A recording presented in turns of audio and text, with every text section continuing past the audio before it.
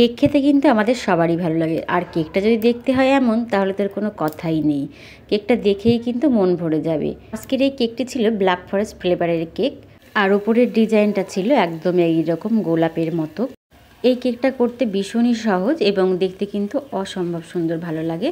তো একটুখানি টেকনিক খাটিয়ে এটাকে সুন্দর করে তৈরি করতে হবে। ভিতরে কিন্তু দিয়েছি আমি একদম টুকটুকের ডিপ রেড কালার, আর সাইড দিয়ে হালকা হালকা করে কালারটাকে নিয়ে আসবো।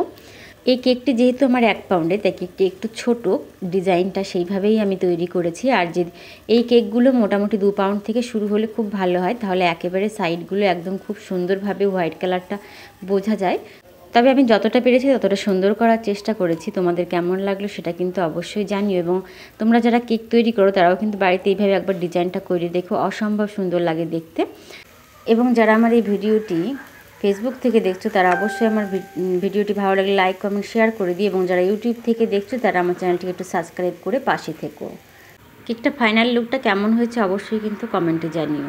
সকলকে অনেক ধন্যবাদ শেষ পর্যন্ত দেখার জন্য।